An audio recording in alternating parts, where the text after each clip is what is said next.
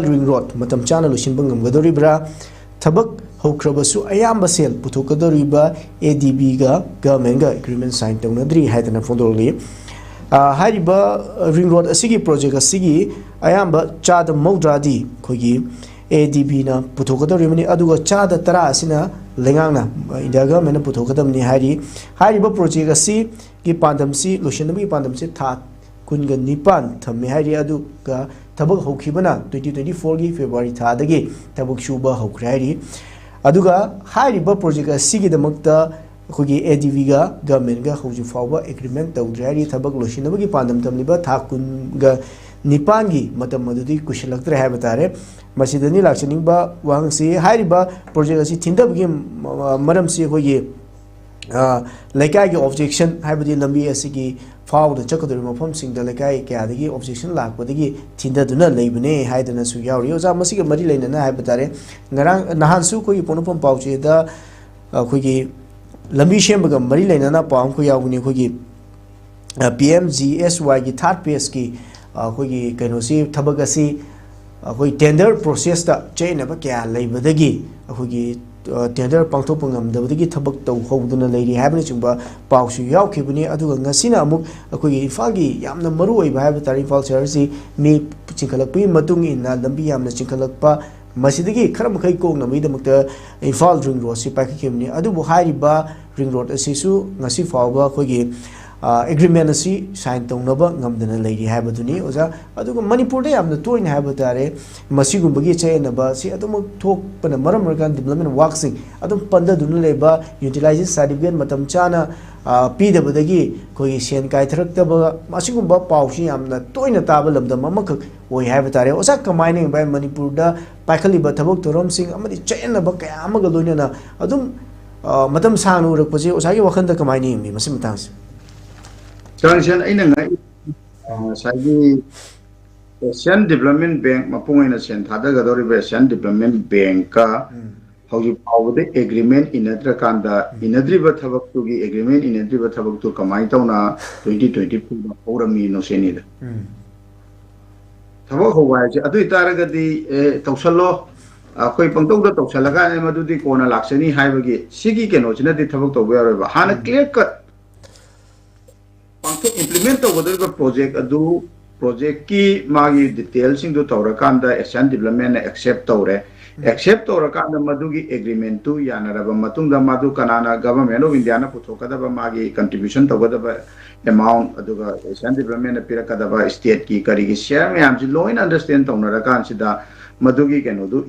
keno hogadaba ne aduga part of the my compensation ki karigi saruk tu su project tu ki manung chanba oiram tar gadi natraga na madu project tu ki wangda hana lambi sing adugi kakto kaksin ki karigi do sagi state government na tongana tawbra natraga part of the project oibra adu chapchaba ma khangre adu ayam matam da tawri sidi project tu ki saruk ta loina yawba ngakani ayamba compensation piba ki karigi loina mak tawriba mayam adu tar gadi laikhai ta na hana agreement to inaraba matung da thabak to howdana tawrisina di hanadagi hana dum chatharakpa hamu minister sing sina aduga dagi chief engineer kari officer matam dugi pairiba secretariat dagi natraga PW dagi chief engineer dagi natraga minister dagi kai me anjana mai matam da adum minister gi khudong chaba magi mi thika pina na ba thika da dugi dagi chief engineer dugi kari gi moi gi khudong chana ba moi masen loina mak share khar khalona na bagi thabak si agreement tu di hayang akoi hojalaga no tawdraga di hojalaga madugi running bill loba yaba karino kadai de no sale ji atopa dagi madugi sindok sinjin tawnaraga amadagi khapuchan amada hayang madugi keno ji laga haidana sigi tawnabagi practice ama dum leibadong tawbase aduna madugi khwaidagi sathiba khwaidagi phattaba laina ni haitare manipur da leiri se aduna aigi mota di aina su ji hajari ba amada hana agreement to lekhai tana kanda thabak to tawdabane ba agreement kanang khani hujiki tawriba pibam jida ade haujaluri ba thabak mayam do agreement si yana rakta dana agreement Asian Development na loina withdraw to thokra kanda koi ngamaroi haidana to khraga di madugi changriba sen mayam do kadai dagi kamai tawi aduga hayeng hana dagi ADV dagi Asian Development Bank dagi sel ke lakre agreement inadraga di kamai tawna lakri no Siju yamna samamna ba chayetnaba pot mayam layeba layam hoy ai tongan ba mo kogi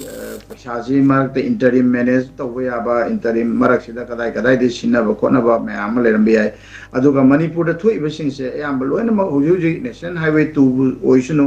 national highway 37 बु ओइसुनु तौरिबसिंग असिदा compensation की वाथोक अचौबा दुम national highway 2 दा हुजि की cookie की militant ma'am चेनबगी करीगी अदुम लैहिबा पोतुनी अदे Koyna national highway 2 की केनो तोरम दाइदा सेमगलक हौरम दाइदा सेमगत्रिङेदा खाका सेमगत पखरपो मतमदा कैदवी अखोइगी से मोरे लंबी दा मोरे रोंगी केनो सिंग लंबी मपान दा युम अनो अनोब मैम जिंगना कुपगा सागलकपा हयें कइनो द मदो अखोइगी लमनी अखोइगी युमनी हाइदना कंपेंसेशन लौब याननबगी तौगिब ड्रामा मैम अखोइ लोइ खंगनगब ngaktane aduga sigi national highway 37 gi desu mangaire ji compensation gi huge amount akoigi valuation ji takatana tawrakan da compensation da lambi semba da changa da sel dagi asai gi lam gi kari gi lai ji khas lem na leba state ki lambi sem ko da tawu sing du mapu mayam tholk pai tare loina mak se lam gi mapu era kan da asai gi compensation lo na bagi to pulila mayam aduga Uji semi ring road ki kari ki port sida ju tauri ne hai ja lekhai ta da bani na sigi kadai da kamai show ka dage so oi dage lekai gi madu hana social impact assessment ki kari gi si loina changma tane ba lambi sema ko matam da environment impact assessment da natana social impact assessment si achauba component amane ba adu hoki ko go athok si मोइन project से साब मतम the social impact assessment तो फजन नैनरम बतारगदी कैदौमैदा होकी छोलैबा मागी a thing बा लेकाय लेकाय केनो सी कैसुल आमोय बदना port सिंग से ट्रांसपेरेंट ओइदना सिदगी अखोगी ऑफिसर सिंग मिनिस्टर सिंग चीफ इंजीनियर सिंग सेक्रेटरीट की आईएएस ऑफिसर खरा ब्यूरोक्रेट ऑफिसर मैम तौरकांदा रादर मदुदगी हेलकांदा ठिकादार सिंग जिना तौरकान सिदा अखोगी कै हाइतारे आ प्रोजेक्ट से एकदम याना याना पंक्तौद तौसलकान थबक से पंक्तौद तौसनगिबगी पोटनी हाइना आई खले अदुना थबक से सिगुंबा पोट से मखा ताना थोंदनबा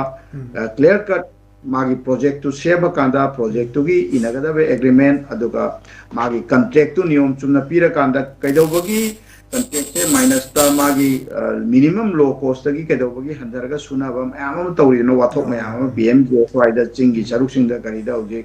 असागे अदुनदी कमाई तोगे द चंगदबा ममंदगी हंदबा ममंद टेंडर पीबा आगे थबक तौरोइदबा वाने -30 हेनागा कोगी टेंडर लाबी फिल्म अमा मैमसी केनो तौदबा म चंगे अदुना प्रोजेक्ट अमा तौतारदी प्रोजेक्ट की